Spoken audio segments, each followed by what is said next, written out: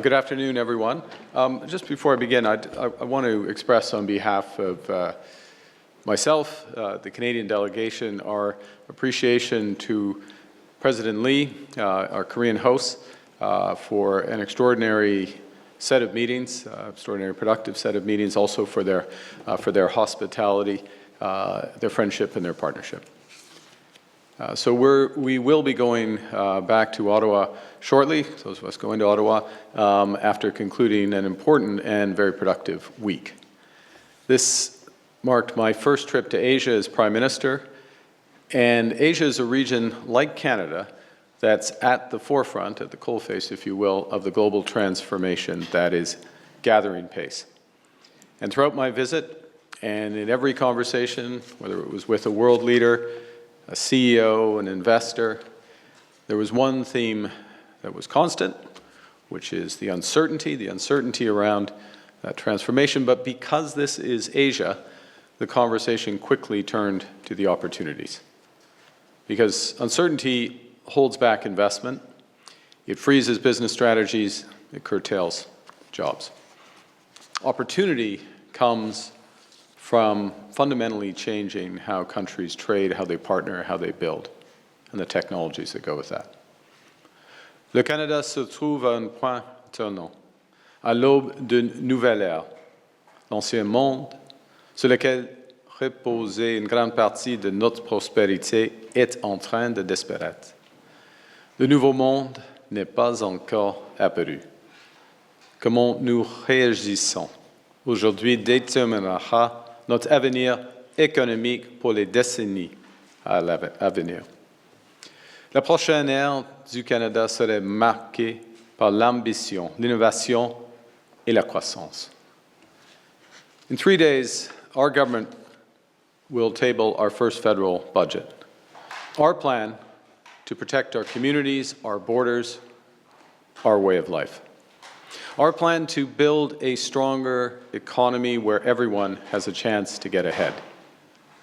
And our plan to empower Canadians with new opportunities, better careers, and a lower cost of living. Our budget will respond head-on to the challenges of our time.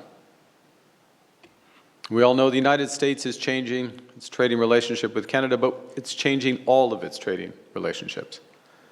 And after all the noise of this week, Canada still has the best trade deal of any country with the U.S., and we stand ready to negotiate an even better one for both countries. But in that backdrop, we know that we have to transform our economy. Transform it from one of reliance on a single trade partner to one that's more resilient to global shocks, to an economy built on the solid foundations of strong Canadian industries and bolstered by diverse international trade partners. That's one of the core aims of Budget 2025, to catalyze unprecedented levels of investment in Canada, generational investments that will create good, high-paying, not just jobs, good, high-paying careers for Canadian workers. And on top of that, we're embarking on an ambitious new mission to double our non-U.S. exports over the next decade. This alone will generate $300 billion more in trade for our economy and for Canadian workers and their families. That's new orders for Canadian resources, Canadian industries, and Canadian expertise. Diversifier notre commerce et attirer les investissements au Canada, c'est notre priorité ici en Asie du Sud-Est. Les ministres canadiens du Commerce et de la Défense et moi-même, nous avons travaillé pour établir de nouveaux partenariats et créer de nouvelles possibilités pour les Canadiens et Canadiennes. Nous cherchons à conclure de nouveaux accords commerciaux dans l'une des régions les plus économiques, dynamiques au monde, une région à l'avant-garde de la croissance mondiale. The meetings just over the last few days at APEC, which stands for the Asia-Pacific Economic Cooperation. This is a group that is a global economic powerhouse. 21 member economies representing over 60% of the world's GDP. Half of the world's trade, with nearly 40% of the world's population. An exciting future is being written here in Asia, and we're here to ensure that Canada is a big part of it and benefits from it. In Gyeongju, I met with the President of Korea, President Lee, to announce a new security and defense cooperation partnership, the first of its kind for Canada in the Indo-Pacific. We're deepening cooperation with Korea on security, defense, and in emerging domains such as cyber, AI, and quantum. Korea is one of our closest allies.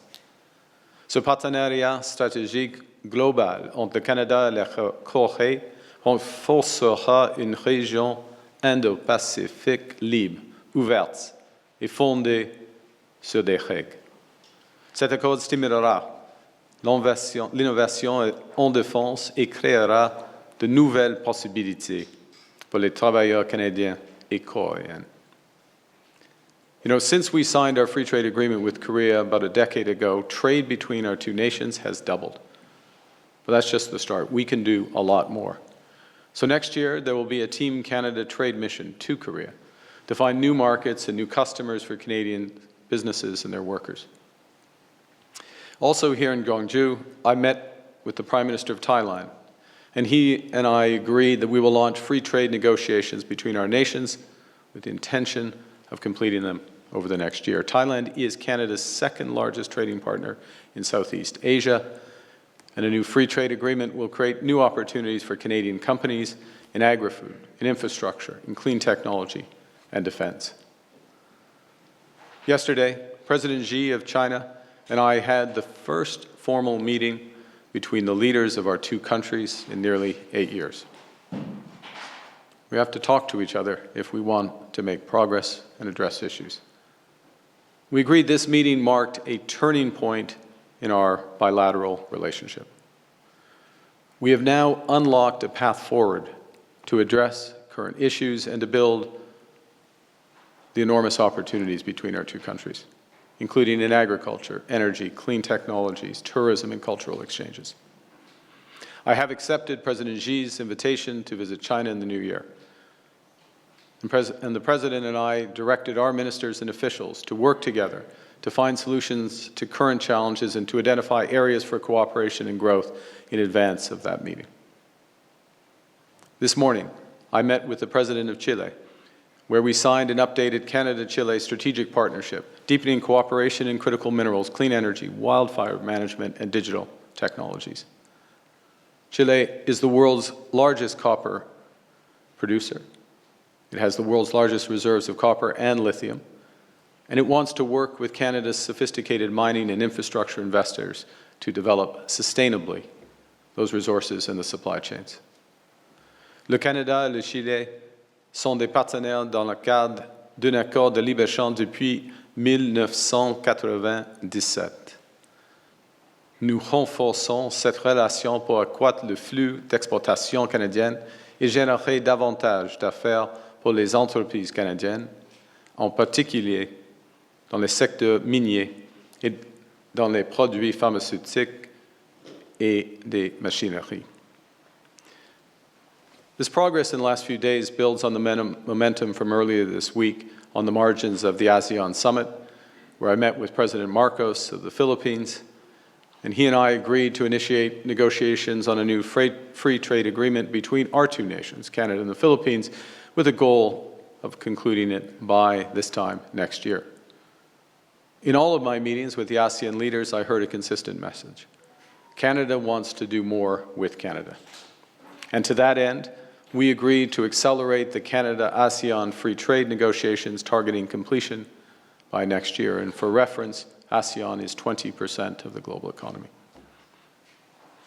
That new free trade agreement, when it's completed, will create jobs for Canadian workers in sectors such as critical minerals, clean tech, agri-food, aerospace, and advanced manufacturing, while lowering prices for Canadian consumers in goods from electronics to clothing.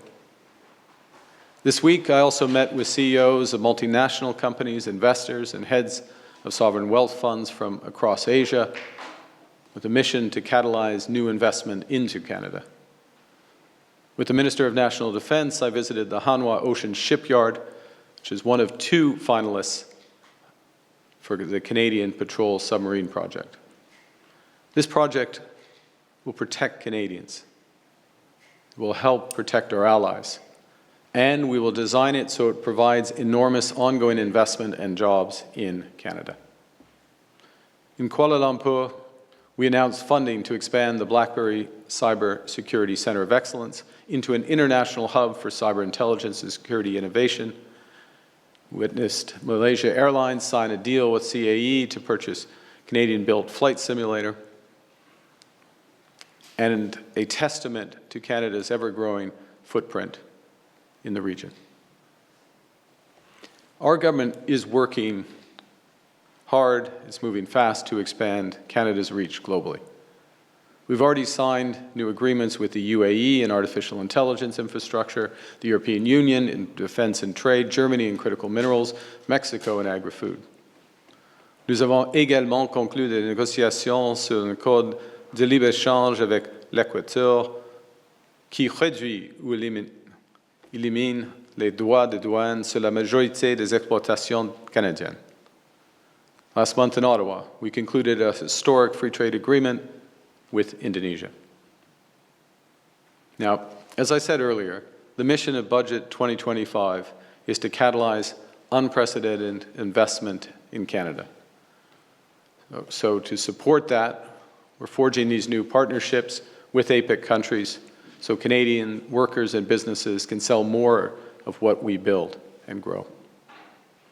And we are making it easier to build more, build big, and build fast in Canada. Canada is entering a new era.